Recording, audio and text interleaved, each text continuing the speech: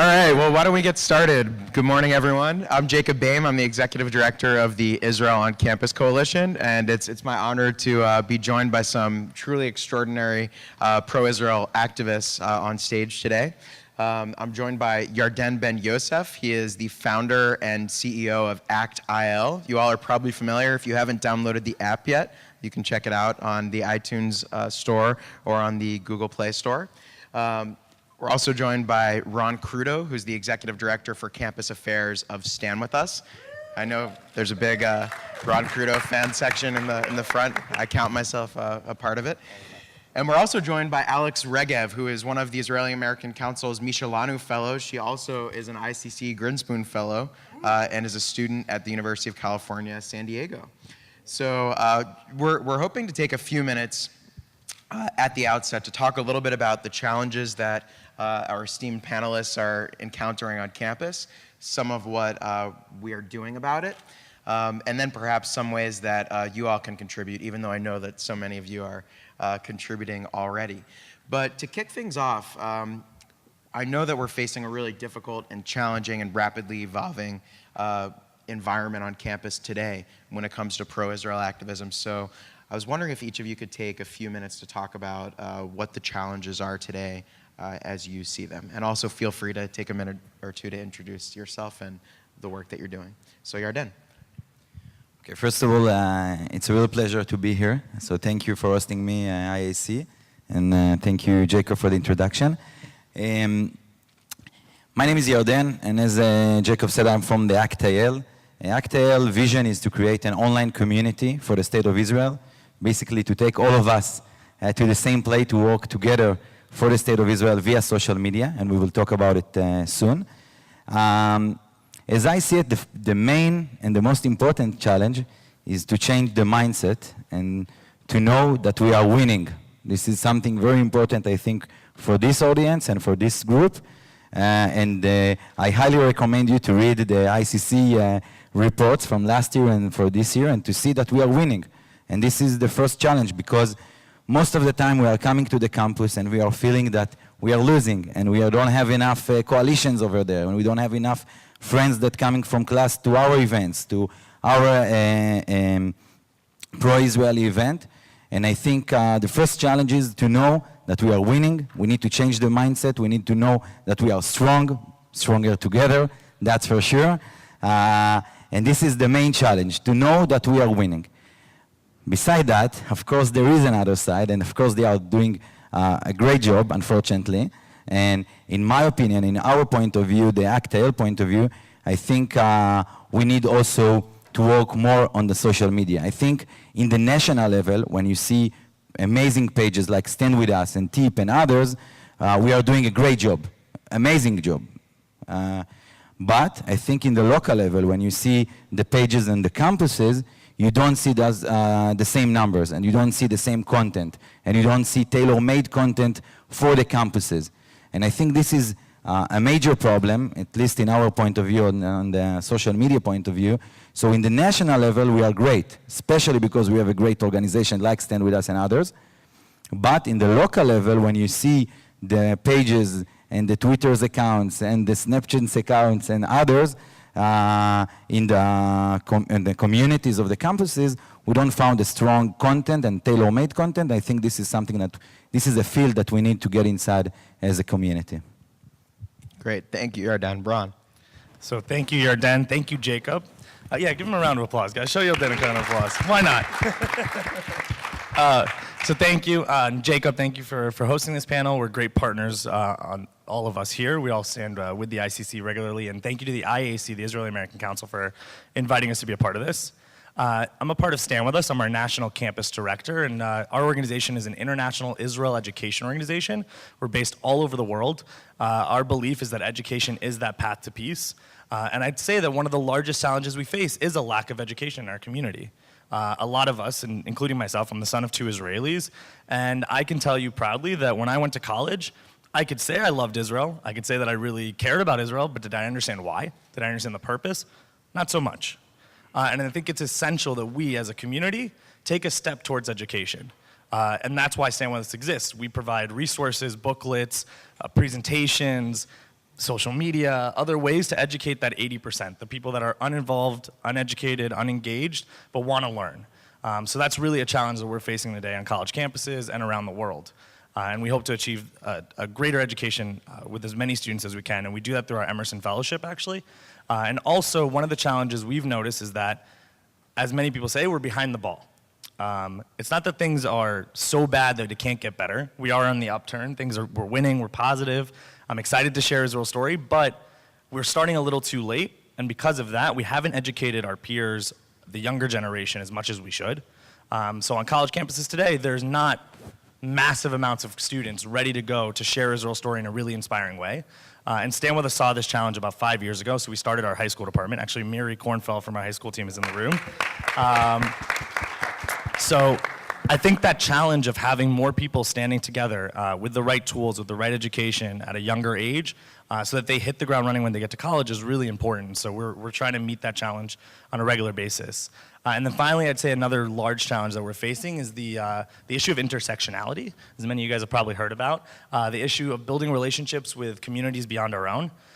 We actually have a group of students in the room from Passages, who is an amazing program. Yeah, give a shout out for Passages.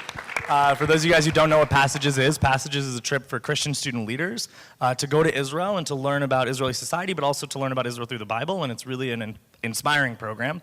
And then they bring those students back and give them opportunities like this to come to the IAC conference and other conferences. We need to be standing with our peers. They're going to Israel and learning about our causes, about why this issue is important to us. It's essential that we stand with them on their issues. A lot of challenges for Christians in the Middle East, and we can stand up for that. And intersectionality on college campuses, we're behind the ball. Again, we're starting a little too late. So Stand With Us in the near future, and currently, is doing a lot to develop programs that can build those ties and those relationships. One example is our Falafel and Fajitas program. We actually go to universities and we partner with the Hispanic Latino Student Union, or we partner with a Hispanic fraternity or sorority, and we learn about both cultures and the relationships between both cultures. And we build those bridges together so that I don't always want to think that we're only doing this for the challenges, but if the challenges arise, we have relationships to help each other out on both ends of the spectrum. So I think those are three major issues. The lack of education, we're behind the ball, we need to be starting to educate our peers at a younger age, our kids, our brothers and sisters at a much younger age, and then finally we need to build key relationships and go across our own barriers of supporting only Israel and support our peers across the panel as well. Thanks, Ron. And if anyone's ever in LA, Ron knows a great fajita spot. So I do know a great fajita spot. Oh, actually Florida now. You moved to Florida. Florida now. Just kidding. You can take him for a ride in your new car that you won on The Price is Right. Oh, that'll be another story. Okay, so thank you, Ron. I also just want to acknowledge that Michael Dixon, who runs the Stand With Us Israel operation, is here with us as well. Michael Dixon in the back. And so now we want to hear an answer to the same question, but from a bit of a different perspective, from a student perspective. And as I mentioned, Alex is super involved with our coalition and with our partners, not only involved with Stand With Us and an ICC fellow, but also an IAC Mishelanu fellow. So what are you experiencing on campus right now? Well, Ron basically just took the words out of my mouth, so thanks for that. Definitely the biggest issue facing us on campus today is intersectionality and the ability of entering the Jewish issue and Israel into this kind of closed club that sees us as privileged, making people understand that we do care about social issues, and you can be a Zionist and you can be a feminist and you can support all of these causes that are really important. You can be two things at once. So that's probably one of the biggest issues facing us today. Not to mention the fact of the campaign of misinformation. We see so many people that, will come up to us and be like, oh, I thought Israel was occupying Gaza, or saying things that don't really make sense, but they sound good, so therefore they must be true. It aligns with the narrative. And they have a very hard time accepting that the narrative is not necessarily like that. But once you start talking to people and having a conversation, we've had several incidents where people have been like, oh, I didn't know that. Maybe I should get some more information from somewhere else and learn a little bit more before I have an opinion. And that's really, really encouraging that people are going out there and trying to learn beyond what they're told. By their professors or by the various groups on campus that are allied against us. And thirdly, I would also say that one of our challenges, but also one of our successes, is building coalitions on campus. You know, there are groups that we're probably not going to be able to have a coalition with, and we recognize that, so we're search elsewhere. My campus specifically, we just started working with the SVO, the Student Veterans Organization. We had a joint event with them. We brought Israeli soldiers to come speak, former Israeli soldiers, and they also spoke about their experience. And explaining how the experiences are so similar, the American experience and the Israeli experience, and also so different at the same time, reminds us of how important that relationship is, and reminds us that Israel is not a partisan issue. You know, it's America's best friend, and getting people to understand that is definitely one of the essential things that we're trying to do on campus. Great. So I have a question. When it comes to this notion of coalition building and relationship building beyond the Jewish and pro-Israel communities, do you think it's more important to focus on individual relationships with individual influential leaders, or sort of addressing the larger groups and the larger issues that are at play in the campus arena? Or maybe it's some combination of both. I was wondering if anyone had comments about what your experience has been on that front, because that seems to be very prominent. I can take that. Sure. Definitely building individual relationships with individual people. You can change everything. You know, you feel like you can change everything if you change one person's opinion, or give them more information, or inform them about a situation in a way that they haven't seen before. And the ripple effects of that are insane. On our campus, we had one girl who was previously in MECHA, an organization that at our campus is traditionally anti-Zionist. Is that like a Mexican student yes, organization? Mexican student organization, excuse me. And she didn't want to be a part of this organization anymore because they ended their meeting with a chant of "Free, Free Palestine." And she didn't feel comfortable there, and so she sought us out. And, you know, she became very active in our community, but she still sometimes went to MECHA meetings where she saw someone who's probably eventually going to be on the board of MECHA step back during that chant, not feeling comfortable being with that chant. And he's now also entering our community. So the ripple effects of individual relationships are actually way greater than just speaking to a group at large. Very interesting. I want to jump in on this. I will say that those individual relationships are essential. And even as a student leader, I was on student government and social justice committees, and I always built those individual relationships, because once someone says to you, oh, like, don't you hate Israel? It's a terrible state. And then you're like, wait, my friend Ron, though, likes Israel. Why is... So it does go a long way. I completely agree. But I think there is something to say when you stand up with the masses as well. We heard, if anybody went to the Antisemitism 2.0, you heard about Zionists and the movement for a collaboration between Zionism and feminism. And they stand up at a lot of these rallies, and they're very outspoken about supporting causes in a much larger fashion. And I think there is an impact when a community is willing to organize and stand up for causes beyond their own.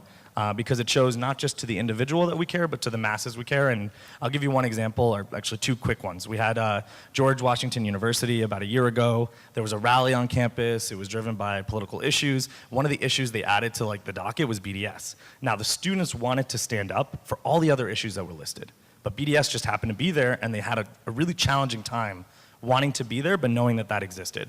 So instead of saying, you know what, we'll focus only on the individual, step away, not be as involved, they actually fought the masses and were able to convince the entire group that was rallying to remove that statement from the bill. Through an overnight research and extensive time spent with all of our staff kind of evaluating that, we were able to help them get that message to the group leading it and take that off the docket so that they can stand with the masses, and there was a value to that. And also, most recently, if you guys are familiar with DACA and all the issues with the DREAM Act, there's been a lot of students that have been pushed out of that conversation. And I'm not saying that every student in a pro-Israel club supports this cause, but there was a number of students who did, but they weren't welcome to be a part of it because they were pro-Israel, which is so funny to align. And we helped those students overcome that challenge by giving them opportunities of messaging and different things that they could come to that event with to explain why they are also involved. And it's something important. I mean, I'm a first-generation American. My parents are Israeli. I really care about the education system. I understand the challenges that first-generation Americans overcome and have to deal with. And there were other students like me that wanted to speak up, but because they were pro-Israel, they weren't welcome to the table. So we tried to help them overcome that challenge so they could speak up to the masses. So I think it's a little bit of both. I think it's a little bit of both at the end of the day. I totally agree. I think it's both. We need to work top-down with the organizations and bottom-up with the students, and I think it's a combination. I totally agree with both of you. Great. Shout out to that Stand With Us research operation, too. Max Samarov. Let's go, Max. By the way, Jacob, we host here also Professor Reichman. He's the founder and the president of IDC, our university in Israel. So, welcome. Thank you so much. Thank you for joining us. So, okay, shifting gears a little bit, I want to ask you for a moment about our adversaries on campus. So for many years, our principal adversary on the US campuses has been this group called Students for Justice in Palestine, and it takes different forms and calls itself different things on different campuses. But one of the questions that I have is that even though clearly the challenges are not going away and the anti-Israel activists are sort of shifting a little bit, that organization itself seems to be potentially somewhat diminished. I mean, they had their conference about a year ago, their annual conference at George Mason University. There were like 350 people there. And last weekend, they had their conference in Houston, and there were like 100 people there. So what does that mean? Is that happening on campus as well? And is there a shift from something that's calling itself Students for Justice in Palestine to Jewish Voice for Peace? What are you all seeing on that front? I'm wondering. I can bring the social media point of view again. We did a great campaign called The Real Face of SJP, and we try to reach different student organizations and students in different campuses and show them the real face of SJP. And gladly, we saw that many of them related to this message. The real face of SJP is not justice. The real face of SJP is anti-Israeli, it's anti-Semitism, it's something else. It's not the Students for Justice in Palestine. And I think a lot of students now seeing the real picture, and they see that SJP is a group that are doing violence in their campuses, talking in bad languages in the classes and outside of the classes. Their events, I saw just a week ago, they did an event in UCLA called the Apartheid States, of course, and in the mail that they invite the students, they wrote, I think 5 times that they're going to have free pizza over there. So if they need to write 5 times, we're going to have free pizza in our events that called the Apartheid State, so we are in a good situation. So at least in the point of view of the social media, we are seeing that people related to our message, the real face of SJP, and I think also the situation in the national conference seeing the same. And yes, unfortunately, other groups, such as Jewish Voice for Peace, take this place and also get more audience in the campuses. But as I said in the beginning, I think we are in a good situation, and a lot of them also changing the mindset and come to our place, to our events, to see our campaigns, and we are in better situation. Maybe on a number of campuses, it's just a small handful of very noisy activists leading this movement. Yeah, absolutely, and we know that from the beginning, that this is not the massive, not the entire campus. It's a small group. Unfortunately, in the last decade, they had a lot of stages to stand up and say their voice, but gladly we are strong enough to stop that.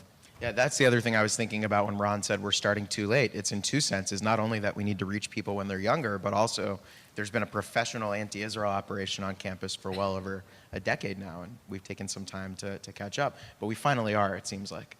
Ron? Definitely. They're a very well-oiled machine, I would say, but they're very much an old-oiled machine that's starting to die out very quickly. And I think that, like you said, at the national conference last year, there was 300. This year, there was about 100. We prepared for a week, and we realized, and this is what we're noticing more and more, when you give them more attention, you're just fueling their fire. And at the end of the day, they are a dying movement in a sense, that there's 3 or 4 kids that are going really crazy, and most students don't even want to engage with it. Actually, I would say the bigger challenge these days are not the organizations of SJP, but rather the apathetic students that are just walking by and don't care either way. And these crazy students are not the ones they're trying to walk towards. They're trying to walk around their tables into another direction. They're noticing that, and so they're moving more in the realm of JVP, which is Jewish Voice for Peace, which is starting to be a movement of Jewish leaders, sometimes not even Jewish leaders leading the movement, that is trying to portray itself as a Jewish push against Israel, so that when we say that BDS is anti-Semitic, they turn around and say, well, we're Jewish, how could it be anti-Semitic? So that's the kind of challenge we're facing as well. So SJP is definitely a radical movement on college campuses, and some campuses they have it. I'm curious, actually, for the students in the room, how many of you guys are familiar with SJP and have one on your campus? Okay, how many students would say you know more apathetic students, which is students who don't care, compared to students who are radicalized? A lot more, right? the end of the day, those are the students that we're realizing are the ones we have to engage. If we deal with these students, the SJP students head on, if they're bringing a terrorist to campus, you should definitely combat it. You should go to your student government and make sure they're not supporting that type of a movement. You should go to your administration and make sure they're speaking out against it. But I would stress to my students to focus on that 80% and to engage those apathetic students, because SJP right now is on a downturn. And if we start getting more students involved in our movements, we'll be more successful down the road. Alex, what about on your campus? What is it looking like? Yeah, so I'll speak for my campus. It was definitely a strong enough movement to pass BDS in 2013. But today, SJP is kind of the same as the Muslim Student Association. It's kind of like merged, the same people are in it, they all know each other. They don't really recruit new members, but again, it's this issue of intersectionality that kind of makes people automatically say, you know, oh, I support the Palestinians, I'm against Israel, I have these ideas. So while SJP itself may be on the downturn, their ideas are not. And that's the huge issue here. And people just kind of automatically assume without doing their actual research about the issue because, again, like I said, it aligns with their narrative and it aligns with their beliefs. SJP is probably active 1 week a year for Justice in Palestine Week, as they call it. It's very unpleasant for those of us that support Israel, especially when you see their wall that has ridiculous things on it, like the fact that there's a 8 mile high wall that's not even a little bit accurate or like mathematically like makes sense, but you know, people see that and then they go, oh, like that's terrible, clearly they're doing this and that. So again, it's their ideas align with students' beliefs, and that's still going strong, even if they themselves don't exist so much as a real organization. One thing I want to ask about is that it seems like we've been seeing this potentially a trend over the past few months where there's sort of a general anti-fascist mood. I'm not talking about a group that calls itself Antifa, but there's a general sort of anti-fascist mood on the campuses right now. And I think we've seen some campuses where the Students for Justice in Palestine, for instance, are serving as the lead organizers of anti-fascist rallies, and then they're tacking on, you know, anti-Zionist. So is that becoming more prominent? Is that something that you all are seeing? Yeah, I've actually seen it at a few campuses recently. We put out a statement because it's becoming a consistent issue. And like what you were saying just now, it's not always that they're dying, but their ideas are growing and they're finding new ways to align different issues that can relate to college students. So most recently, I think it was NYU and Tufts and also University of Illinois. There have been like dissertations or statements made where it's aligning fascism and Zionism, and even white supremacy and Zionism. And it's really grotesque. It's a really major issue for us because it's not just the alt-left, I would say, or the far left, but also the far right that's aligning these causes. And it's a problem for us in the middle in trying to explain what Zionism really is, which is a liberation movement. And for those of you guys who don't know, and I say this typically in my personal story, I'm actually Iraqi Turkish in my background. And the way I got involved in this movement is because someone literally yelled at me like, you're a white colonizer who took the land away from the brown people. So to go and use that against me, and then at that moment I was just a hot-headed Israeli who had no answers. But now I understand it a lot better. Now I understand that what they're saying to me is a clear lie. And it doesn't explain what Zionism really is. It doesn't explain what Israel was really developed on. So when they do this aligning of fascism and aligning Zionism, it's a serious issue for students who know very little, but know that fascism is a problem.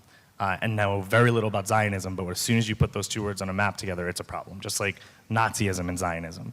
And so they're trying to find ways to tug on heartstrings when they can. I do want to add one note, though, to the earlier question.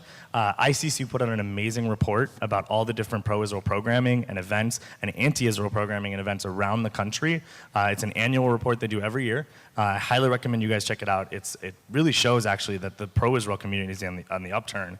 I think we have like double the amount of programs they have or something. You can give me the exact numbers, but it's insane how much our pro-Israel students are doing in a positive way that surpasses anything that the SJP and anti-Israel movements are doing. And it's something really remarkable, and so I appreciate that the ICC put that together for us to showcase that. Thanks, Ron. I think in many ways it's a tale of two cities, as this conversation illuminates. That whole notion of Zionism equals white supremacism, that's very, very troubling. And I know it's something that's making students on campus feel very uncomfortable. Is that something you've encountered yet? I have a professor right now in a class called Race and Racism. I also had him for a History of Cuba class, where he regularly talks about colonialism, and in the same sentence will mention Israel. And it's not in a forum where some forums, you can say what you need to say, correct someone for making an incorrect assumption or stating a wrong fact. But in a forum like that, it's just so subtle, and it would be something that would take so long to explain, like, those two things are so separate and so unrelated. But, it's these small things that make students, like, associate the two together. Talking about white supremacy and talking about settler colonialism, and Israel and blah, blah, blah. He actually did a lecture where he was talking about using violence as a way to, get rid of the colonizers. And he mentioned the Intifada. I was like, are you joking? Like, it's a little bit ridiculous, but, students hear this and it sounds good and it makes sense, and they make those connections, not even, maybe even thinking about it consciously in their heads. So that's also definitely an issue from the perspective of professors who will do things like this. Can I just add one thing? Yeah. I'm shocked to hear it, but I'm not surprised. This is an issue that we see across the board around the country. Professors getting off the hinges, maybe tweeting things that are extremely anti-Semitic, even if they're not even saying it in classrooms. Just so everyone knows, StandWithUs has a legal team of about 100 pro bono attorneys that if you guys ever run into an issue like this and the professor is refusing to make a difference in the class, refusing to provide another perspective, refusing to discuss even the issue with you, there are opportunities to write a letter and go to the administration, or other steps you can take to deal with professors like this. I mean, I don't want every situation to get to this point, but I know there's been some professors that have been let go for the things that they've said and the actions they've taken. So for students in the room, make sure to take a lot of record of everything happening in class. Take note. If you can record in class, if they allow it, record. And keep an eye on these types of issues. And don't be afraid or nervous to go say something to the professor and have a conversation, an intellectual one, or go and say something to administration. Because at the end of the day, they're educators. They need to be fair and balanced in the classroom and be able to share a very full perspective of the issues. And you as the student have a right. You have a right to say something about it, and you're not alone. So if you guys ever run into that, please let us know. So certain things are better on campus and certain things are in some ways much worse and sort of responsive to the broader political climate perhaps. So it's good that we're offering so many resources. Yarden, I wonder if I could ask you to talk for just a couple of minutes about a little more about the app, the ACT.IL app and this movement, and describe how it's working. And shout out to Gray Alone and the ACT.IL team. Absolutely. But how it's working, because with all of these instances of hate that are showing up on campus that are making Jewish students feel uncomfortable and feel excluded, you all are actually playing, I think, an important role in giving everyone who's concerned some tools for responding. So can you talk about how that works? Yeah, absolutely. Thank you for the opportunity. We started our initiative a few years ago as a student. Back then in IDC, I was a student for law, and together with my friends from the international school, by the way, we have international school with 2,000 students that coming from 86 different countries. So we sit together when we thought how we can help. And we know that in the pro-Israeli world we have great people like you and Ron and Michael and others, but we thought also us, just as students, not a professional, can help in the field. And I think yesterday, Yoaz Endel asked Professor Reichman, what is the future of the state of Israel? And he said, I can't say what is the future, but I know the future depends on us.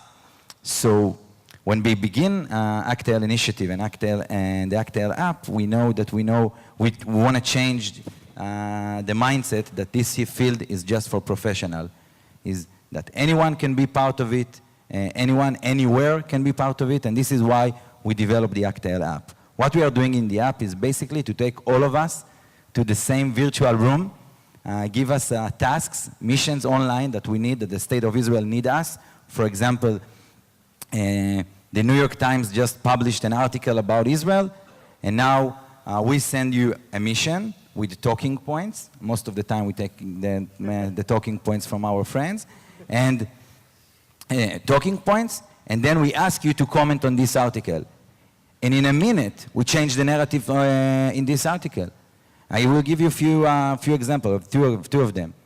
Just 2 months ago, Australian tattoo store decided to boycott Israelis. And they wrote a sign on their door, we are not selling to Israelis. So we put a mission on the app to change the rate of this store. We start the mission with 4.6, And after less than 48 hours, it became 1.3. And thank you.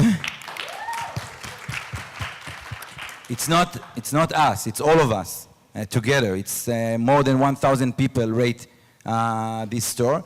It's an army of Davids.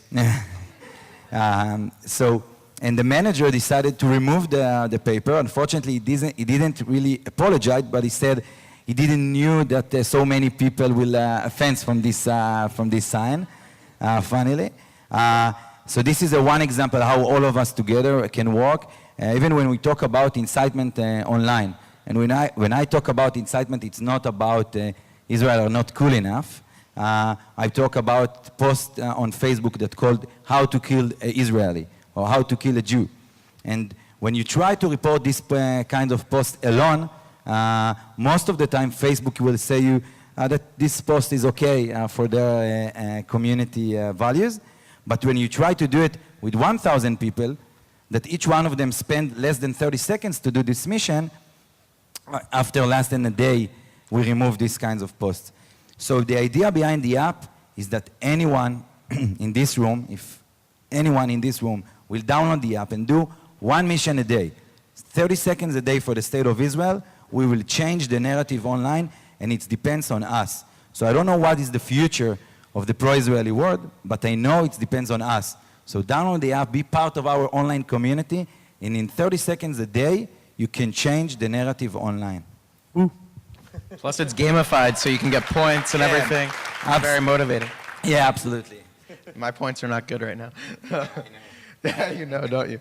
Okay, so before, I want to go to the audience and give everyone a chance to ask questions in just a moment, but first I want to ask one final question of the panelists.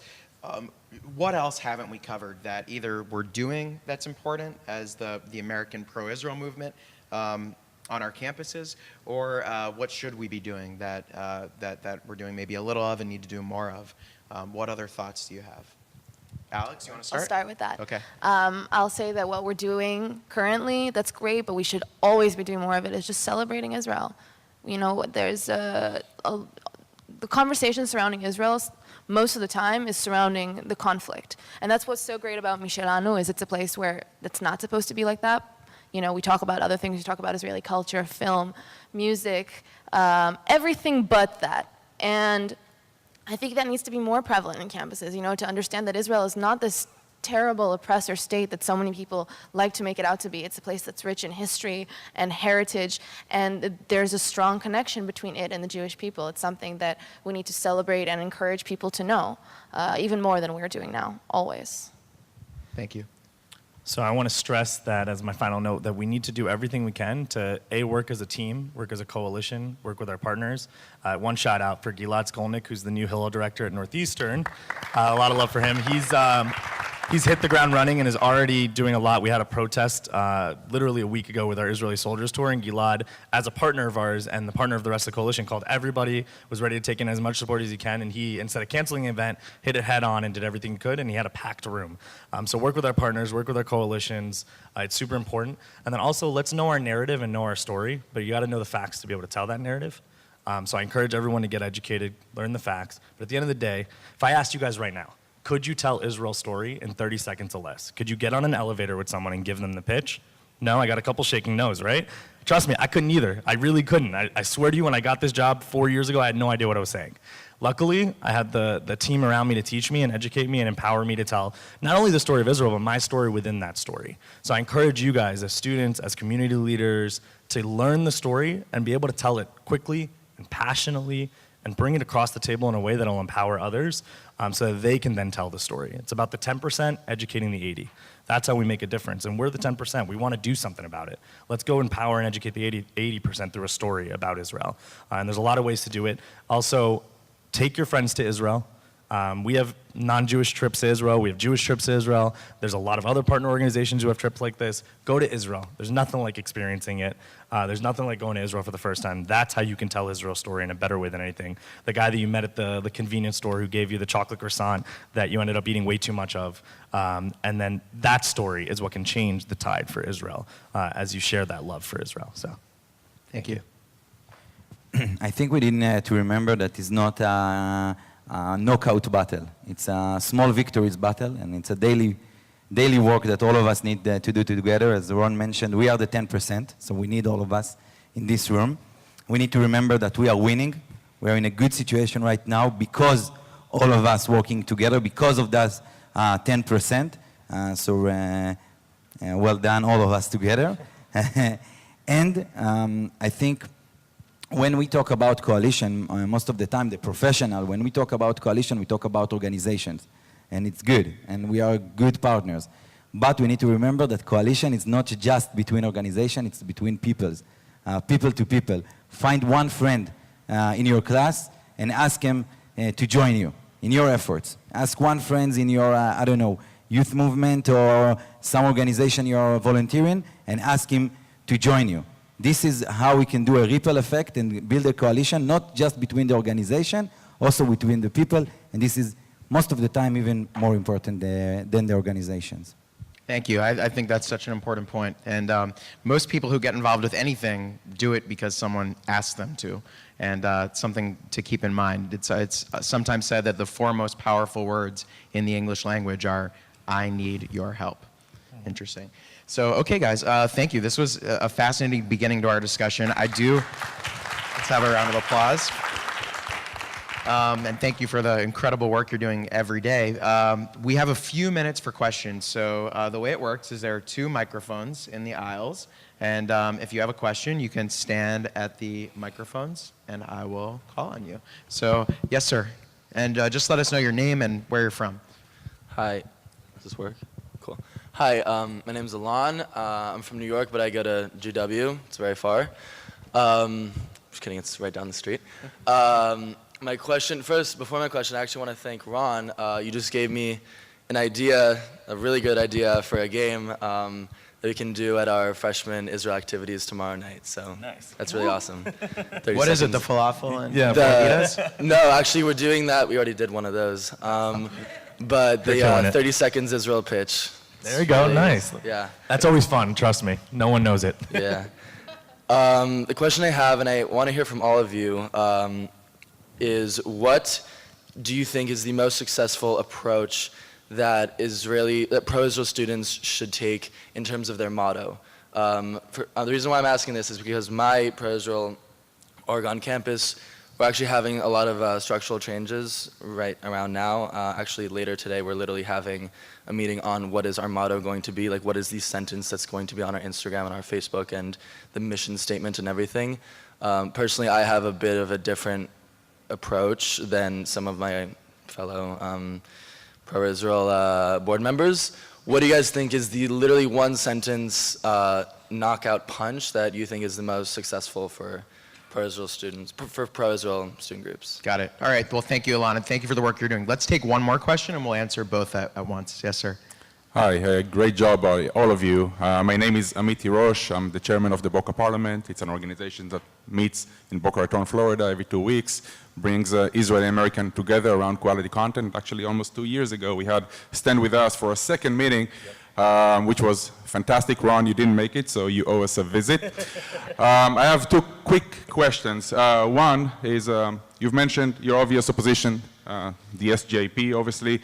How much of your opposition comes from other Jewish groups, without mentioning any names, whom are telling a different narrative, trying to delegitimize Israeli policy, making it even more difficult for all of us to fight for this great cause? And a second quick question, without getting into politics, I'm interested to know how much of a tailwind, so to speak, are you getting from the current administration, people like Nikki Haley, who are speaking openly against the BDS movement? Have you seen any major improvement within the past year that you can credit to the spirit coming out of this administration regarding the BDS? Great. Okay, great questions. Thank you. So do you want to take both of those sets of questions? Sure. To answer Ilan's question, my favorite motto is 4,000 years old, 69 years young. I think that kind of embodies the whole idea of why Israel continues to exist. And to answer your questions, first of all, regarding the, sorry, what was the second question? Can you remind me? Without getting into politics. Oh, correct. Okay, so I'll say this. College students generally tend to be not the biggest fans of the administration. In light terms, I know that on our campus we kind of struggle because, for example, the college Republicans really want to work with us, and we love that they support us, but we don't only want to work with them. We also want to work with the college Democrats to show that there's, you know, Israel is not a partisan issue, that it goes across the aisle. But the college Democrats don't want to work with the college Republicans because there's a lot of animosity there right now. So while it's amazing and fantastic that the administration has publicly spoken out against BDS, and currently, you know, there's been several bills passed across the country in states saying that the state will not work with organizations who actively boycott Israel, on college campuses, where these are the future leaders, these are the future people whose opinion matters, it's not helping. Currently, it's amazing and wonderful, but not on college campuses. Great, thank you. Ron? So yeah, so to the one sentence, it's really difficult. There's no question, because every movement, every group is so different. I mean, you could do a lot of different things, but I think for us, at least, my mission is education. So I would say the mission would be educating about the Jewish liberation movement of Zionism in the state of Israel. And then that could mean a whole host of things, and it doesn't say anything political per se. It's really educating about the story of the Jewish people. So that would probably be my big one. And then to your points, the first one is about different Jewish groups on campus. I would say they definitely cause challenges, because at the end of the day, we as a community, to the external community, look very confused and all over the place. And I like to say to my students that we can all be critical of Israel and have different criticisms of the state of Israel and the issues happening. I work for an apolitical organization. We don't publicly state our problems with policies in the state of Israel. That's not our job. Our job is to educate about Israel. And I encourage my students that if you have critical thoughts about things going on in the country, then have those conversations with people who have a foundation and a knowledge of what's going on. Publicly stating those issues or going against each other in a really public platform does not help our community in any way, shape, or form. So I always encourage people to come together, sit together. If you have issues, talk it through, but not always yell at the top of your lungs. And I can give an analogy of a sister, but if your sister's an alcoholic, you don't go run around town and tell everybody she's an alcoholic. You go take your sister and you work with her to make her better if you truly believe in those challenges. So there's ways to look at things, and I think that's an important topic. And then finally, with the administration, Alex has a very good point. On college campuses, it's a very challenging topic currently. The administration with most college students isn't favored, and you can see it in polls across the board. And our pro-Israel students are pigeonholed right now because of their stance with Israel to be seen as falling in line directly with the administration. And so if they're trying to engage the 80% on college campuses, I would say 60% of that 80% aren't really supporting the administration, and rough numbers, so don't quote me. But I think that's a challenge for our students on campus. So while there has been a lot of opportunities with the new administration, with relationships with Israel and with Nikki Haley, as all of you guys heard from her, and the UN, unfortunately that doesn't transpire to college students because they really just don't understand it. Shocking if you don't know this already, most college students view the UN as a very, very, very strong institution that does a lot of amazing things.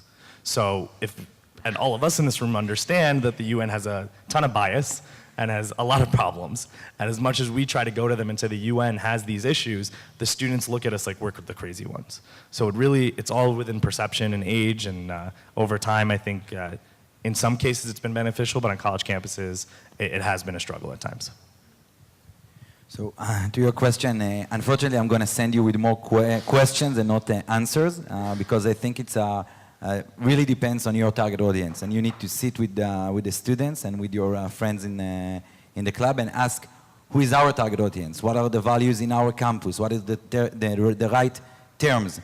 Because it's different between the East Coast and the West Coast, between campuses even in the same city has a different values. So unfortunately, there is no one sentence that we can copy-paste to all the campuses. You need to ask yourself, who is the target audience? And then choose the one sentence. And I like yours, but I think that you need to ask more questions before you choose the one sentence. And I repeat, this is a story of a lot of small victories. So it's not a knockout. Even if you choose the right sentence and you feel like this is the best sentence in the world, it's not enough. It's going to be more complicated conversations and more complicated campaigns and more complicated events to deliver your message on campus and not just one sentence. So I'm sorry that I don't have an answer. but I have a question that you need to ask yourself and your friends. Regarding to your questions, I think for the first one, we believe in a huge tent, actually. We believe that if your organization or person that think that Israel has the right to exist as a Jewish and democratic state, you are with us. If you choose to boycott Israel, if you choose to pass the message of boycotting Israel, unfortunately, you can't be with us. And this is very simple when it comes to our organization. We believe in those simple two questions. If you're with us, so you believe the right of Israel to exist, and you not think that boycotting is the way to change things inside Israel. So unfortunately, there is some Jewish groups that answer differently to those two questions, and they are not working with us, simply. Regarding to the second question, I totally agree with my friends here. Great. Okay, let's take 2 more questions. Hi, good morning. My name is Patricia, and I come with Passages. I would like to thank you guys for coming out this morning. It's been really informative. So I actually go to the University of Houston, where the SJP conference was held. And so I've been trying to start a pro-Israel movement at school, but the SJP has created this coalition between all these other student organizations like Black Lives Matter, Feminist Movement, Student Democratic Association. So it's really hard. They're really disruptive. They like to make a stance wherever they go. So I was wondering, what are some of the tips that you can give me if, because my goal is to start a club, how to deal with these things like that? Thank you. It's a tough campus, and I actually saw a few days ago a couple news stories about DACA protests that the Jewish and pro-Israel students wanted to get involved with, but Students for Justice in Palestine was leading the DACA protest and was excluding the Jewish and pro-Israel students. Really troubling and indicative of how we are facing really serious problems on campus. We'll get to it in a second. Let's take one more question. That's very similar to what I wanted to ask you, but because of the Startup Nation kind of brand that we have, I'm wondering if you do anything. I'm very impressed with Jerusalem U and the badge program that they have with Bring Israel Home, where the kids are actually earning their trips, and I would love for you to come up with some ideas of how they can earn money. At Jerusalem U, they flat out give them $100 for watching a movie, and they're doing it. I'm at American Jewish University. So I would love, love, love to hear money-making ideas that we could get the kids involved with. Thank you. Yarden, you want to start? Yeah. For the first question, where you are? So you are not alone, and not just in your campus. Generally, I think we have millions of supporters, and at least in our app we have 12,000 that can help you. You don't need to deal with it alone in your campus. For example, for your case, you can suggest a mission. Let's send a letter to the administration of the university, and we can do it all of us together. Even though I sit in Herzliya and someone else sitting in Boston, because we are a one community and we are together. You are not alone. This is, I think, the most important message for you. And I know that in some campuses you feel alone. You feel like you are just in your campus and there is no one else in the world, but we are all of us with you. So this is my answer to you. And regarding to the second question, so we are doing 2 things that can relate to this subject. First of all, in the app, as Jacob mentioned, we give points to the students and to the users, and they can earn from these points different gifts and different things. For example, together with the Milson Foundation, we did something last APAC conference. The students earn their tickets to the APAC conference from points through the app. So this is a good example regarding to your question. And I didn't mention, but we have 5 media rooms across the US. In each media room, we have high school students, college students, and mentors from the community. And the college students and the high school students get scholarship to be involved in this media room because they need basically to empower and to engage the entire community. So they are getting also scholarship for that. So this is 2 things related to your question. Great. Perfect. So twofold in a sense. For a lot of what you were saying, I agree completely. You're not alone. There's a whole coalition of community of people willing to help and support you to make this happen. And at the end of the day, if you have a voice to be heard and you want to be heard, as long as you're doing it with the right intentions, no one will throw you out. And if they throw you out, they look bad. So if they're doing this rally, and let's say SJP is leading the rally, and you want to stand up and be in support of this cause with your other pro-Israel friends or your Jewish friends, and you want to be a part of it, do it. Do it strong, do it proudly. Reach out, let us know. We have a bunch of language that helps. They've been begging me to do this. So how many of you guys know The Price is Right? You guys familiar with the show The Price is Right? All right, cool. So I was recently on the show about 2 months ago, and I won a car. Thank you. Yeah, it's pretty sick. You know, they've been begging me to tell you guys. And hair rollers. And I won not hair rollers, an iron, but the iron was totally worth it. So I won all these prizes, and at the end of the day, a lot of people look at me and they're like, how the hell did you make it on the show and make it happen? I made it on the show because of 2 reasons. I did the research, I looked into the right purposes, I read so many articles, I did everything I could to understand it as best as I could, so that when I went there, I felt confident and well prepared and well spoken. So you could do the same thing with a rally, get all the research you need, do all the studying you can, reach out to people that have been on the show. I can't tell you how many people I asked them, oh, do you know anybody who's been on the show and how'd they get on? I did the research and I learned about it. And at the end of the day, if you set your mind on a goal, if you set your mind on achieving something, you'll get people that are crazy enough to stand up there with you, like my friends who wear shirts and win a car with you. And then ultimately you get a group of people who will be proud to do it with you, even though you look like a fool. So trust me, I looked like a fool, but it was the best experience of my life because I put in the time and the effort to make it happen. I looked for the research, reach out to organizations like StandWithUs, ACT.IL, ICC, get resources, get educated, but go there proud, stand up proud, and people stand with you, there's no question. And again, if they kick you out, they will look worse than you do, and we'll make sure they look worse, okay? I'm just saying, all right? You let us know, all right? And then finally to the award systems and incentivizing, we do a couple different things. We have a program where we have an Israeli fellowship. Actually, it's really funny, but Israelis, for all you Israeli Americans in the room, are not very good at telling Israel's story themselves and understanding how to share Israel's story. I knew that also. So we have a very elite fellowship in Israel where we have over 1,500 applicants and we pick 100 of them every year to be diplomats for the state of Israel. And they actually bring groups of students and experts and startups from around the world, Instagrammers, tweeters, whatever you want to call it. We have tons of different fashion industry experts. These students build these trips, they bring them to Israel, and they let them see Israel firsthand and see it for themselves so that they can then bring it home with them. And we incentivize it by providing them resources, grants, funds to bring that trip home with them. We also do it with Birthright. We have 36 Birthright buses that we're partnering with, and they all get the opportunity, if they select it, there's a lot of other enhancements, to meet with startup experts in Israel. Northeastern is actually one of our partners. They get to meet with those experts, and then we help them bring Israel home by providing scholarships to students who want to be fellows, by giving them funding to pay for the experts to come back to their campuses.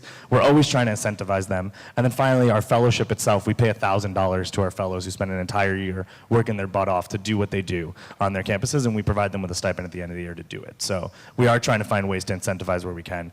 I would hope, just as a caveat at the end of the day, I would hope these students want to do it because they care and they love the cause and they want to be a part of it more than anything else.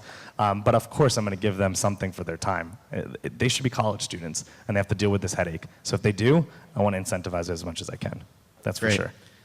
Maybe we'll just really quickly take the two final questions because we've got about 5 minutes left. So we can take all 3. We'll take all 3. Yeah.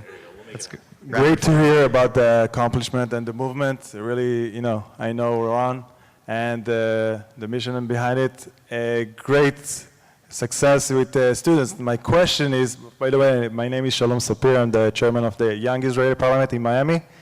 And my question is, are there any plans to high school students? You know, I have 2 teenagers that are attending high school. Is there any plans for high school students to, you know, to be educated and know how to deliver the message the same way that college students are having right now? Great, thank you. Hello, my name is Buran Çiğdemoglu. I was the president of Johns Hopkins University Turkish Student Association for the past 3 years, and I recently graduated and moved to Silicon Valley and continuing my efforts there. As I was the president, I worked closely with Hillel, JSA, HI, and many other organizations.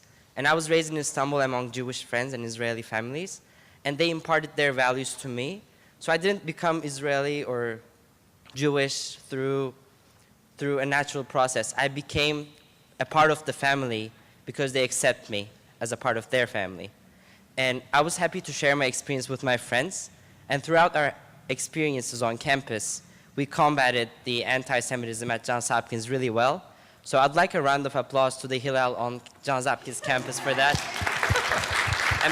Amazing effort, amazing passionate people. And do you have a question for the panelists? So the question is, I also know all the Turkish leaders of all the universities in the United States. We have a student group on Facebook. It's a closed group. And I would like to help you guys in your efforts to make the students educated about Jewishness, Israelness, and to fight anti-Semitism on campus. If there's anything I can do for you, please let me know, and I'll be happy to help. Thank you. Well, we should have a round of applause. Definitely will.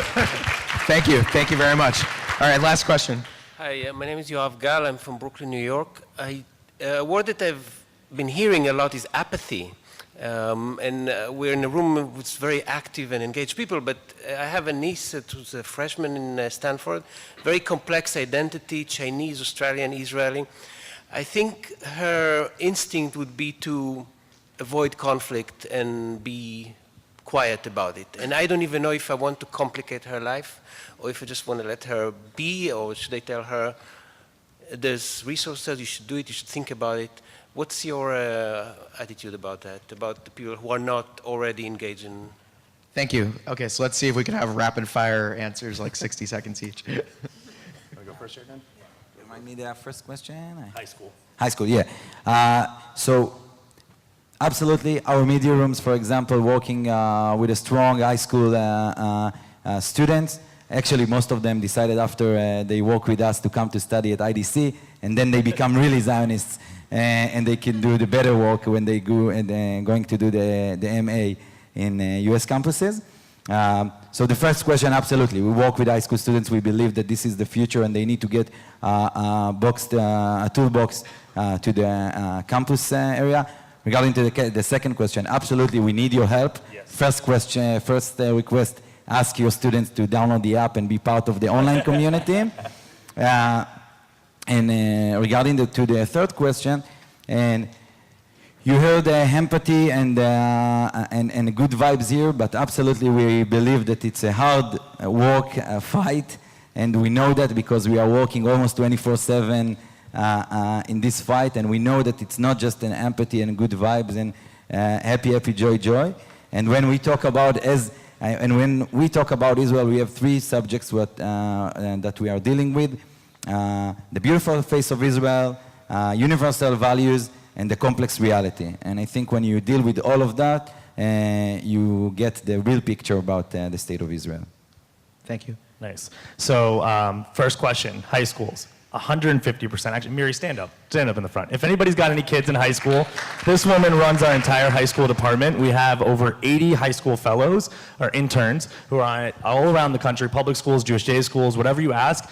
They're well educated, well prepared. We inspire them, mentor them, and motivate them to teach Israel to their peers. Sometimes they're doing it to general assemblies of like hundreds of non-Jewish students, and sometimes they're educating a Jewish teacher who doesn't know how to tell the story of Israel. So these students are amazing. So if your kids want to get involved, we have an internship for sophomores and juniors and seniors. I think juniors and seniors, right? Juniors and seniors. And actually that internship is a really great segue into all of our work. So if you want to get your kids involved, there is an opportunity. It's very prestigious. They also get like 1,000 applicants or 600 applicants and only pick 80. So it's very competitive, and we highly recommend it for your students. Second question was, no, Turkey. That's my Turkey family over there. So my family's also from Turkey. I think it's essential to have that relationship. A lot of people don't know the story of Jews from Turkey. Interesting fact, Turkey was one of those countries that actually tried to fight off the Nazis to ensure that the Jews stayed alive. They were there for some of the Jews and even made sure it wasn't as bad as some of the other parts of Europe. And so I think building those ties and building those relationships are essential. And I agree with you that our values definitely share. We're cousins, we're family, and we can definitely work through this together. So I would love to partner with you and find ways we can build those relationships 100%. Especially if it includes Turkish coffee. And if you haven't had Turkish coffee, you should try it. Dangerous. It's dangerous stuff. They call it butts or mud in Hebrew, so it's really good stuff. I've had too much before. Yeah, it's really dangerous. And then the third one is apathy. Apathy is a really interesting issue. I was the same way, like your daughter. Ultimately, I went to college to just have fun. I joined a fraternity, I partied, I met cute girls, like anybody else who wanted to go to colleges. I learned that after 2 years, I needed to have a voice for my community, which is why I started getting involved in Israel education. But at the end of the day, it's not the end of the world if your children want to go and do other things. It's actually amazing. I love the phrase that we need to be not only a voice within our community, but a voice for our community outside of our community. So if she wants to be involved in other things, if your kids want to be involved with other things, it's good, but make sure they still have that foundation of education so that they don't have to be the most pro-Israel kid in class, but that if a question is brought up in their group, they can share and they can be the voice that has a foundation to share about Israeli history, about Israel's story. So I wouldn't say that every kid has to be the most gung-ho kid on campus, and actually I would say we're doing our job if not every kid has to do it. But what I would say is they all do need a foundation of understanding why they love Israel. That's important. Thanks. Alex? For the high school students, definitely reach out to your local, university or whatever, their Jewish organizations. I know at UCSD, one of the staff members of Hillel is starting to do lessons once a week or once a month at one of the local Jewish schools, one of them being about Israel, because she asked me to go and actually speak about my experience. So that's a really great way to get more of a background and foundation for younger students, reaching out to the local universities. And in regards to apathy, I can speak for many of my friends that have actually lived in Israel and did the army and have every reason to want to defend Israel and are just not involved on campus because it's just too much. Like, university, obviously I can't speak to what it was years and years ago. I'll say today it's very, very competitive, probably more than it was before. We have so much on our plates, and taking on defending Israel is a lot. And not only are you actually doing this work, you're making enemies. It's mentally and emotionally exhausting to have to defend your right to exist as you are.